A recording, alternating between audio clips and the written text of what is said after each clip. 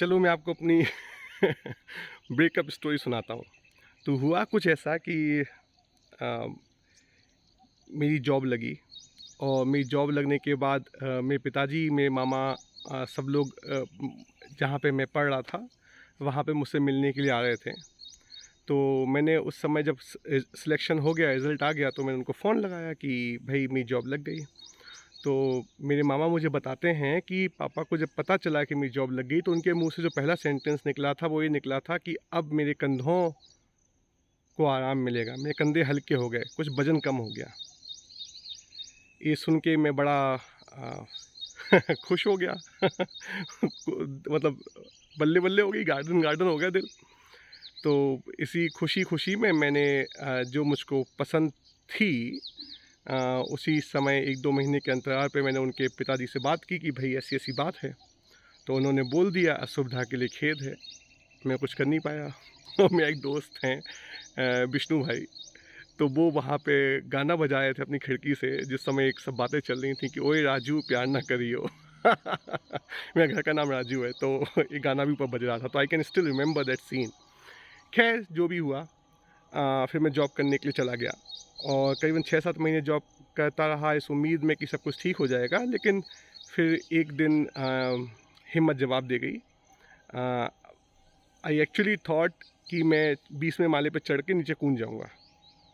मैं 20वें माले तक गया, नीचे कूदने के लिए कोशिश की, लेकिन उसी समय मुझे थोड़ा-सा गहराई ज़्यादा लगी, हिम्मत पड़ी नहीं तो वापस आ गया।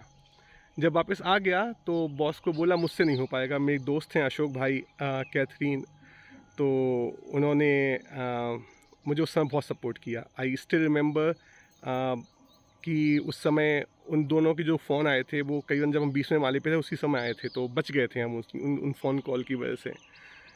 तो थैंक यू अशोक भाई, कैथरीन। तो जब मैं बॉस के पास गया तो मेरे बॉस को मैंने बताया, तो बॉस की नौकरी छोड़ के मैं घर जा रहा हूँ। तो बॉस बोला कि जब एक टाँग टूटी हो तो दूसरी टाँग नहीं तोड़ते। अनिल साहब थे, तो अनिल साहब ने भी मुझे बहुत सपोर्ट किया उस समय, और अनिल साहब ने कहा कि जब सोच लो, प्रोफ़ेशनल थे, ज़्यादा समझाए नहीं, लेकिन मैं अपने मामा के साथ घर लौट के आ गया और घर लौट के अपने डिनर टेबल पे पापा के साथ बैठा हुआ एकदम देवदास बन के, घर में सबको पता तो था ही, तो बैठा हुआ था और लग रहा था जैसे जग सूना-सूना लगे, जग सूना-सूना लगे, ये सब लग रहा था और मैं बिल्कुल भूल गया था कि मेरे जीवन में कुछ और भी है। तो उसी समय डिनर टेबल पे पापा के मुँह से निकला, "बेटा चिंता मत करो, मैं अभी ज़िंदा हूँ, तुम्हारा ख़्याल रख लूँगा।" जैसे ही मैंने वो सुना, मेरे दिमाग में वो क्षण याद आ गया जब मेरी जॉब लगी थी और उन्होंने बोला था कि मेरे कंधे हल्के हो गए, और वो चीज़ मैं सहन नहीं कर पाया। मतलब एक व्यक्ति जो अपने पूरे परिवार का इतने सालों से अपने कंधों पे वज़न लेके चलता है, इतनी मेहनत करता है, हमें इतना प्यार करता है, उसको थोड़ा-सा आराम मिला था और 7-8 महीने के अंदर उसका सपना टूट गया। और ये सुनते ही साथ एक अजीब-सी चेतना में परिवर्तन आया। सब कुछ बदल गया, मतलब उस 1 सेकंड में सब कुछ बदल गया और मैं वापस अपनी जॉब करने के लिए आ गया। तो दोस्तों, आज मुझे नहीं पता कि आज के युग में भी ब्रेकअप और दुःख चलता है कि नहीं चलता है, लेकिन याद रखिए कि ब्रेकअप के बाद यदि आपको पेन है कुछ समय बाद, मतलब ये नहीं बोला इमीडिएटली तो पेन होता है, बट लॉन्ग टर्म में if you are still in pain then you were not in love.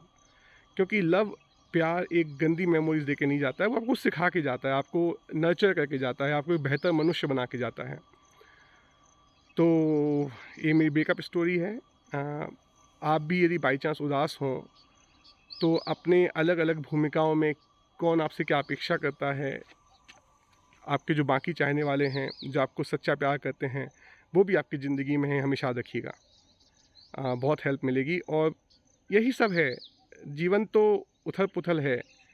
आज भगवान का इतना अच्छा आशीर्वाद है कि अ, इतना अच्छा जीवन साथी मुझे मिला है, उससे ज़्यादा तो मैं प्रार्थना भी नहीं कर सकता था। मैं अपने जीवन साथी के प्रति कृतज्ञ हूँ कि मुझे मेरी सभी कमियों के बावजूद, यह सब कहानियाँ जानने के बावजूद मुझे स्वीकार किया। और हाँ, बात अभी कभी-कभी मेरी बैंड बजती है, लेकिन ठीक है। सबके साथ होता है, but I love her and I totally love her. और I am very thankful to her. चलिए, पर्सनल स्टोरी सुनने के लिए बहुत बहुत धन्यवाद। तेरा तुझको अर्पण।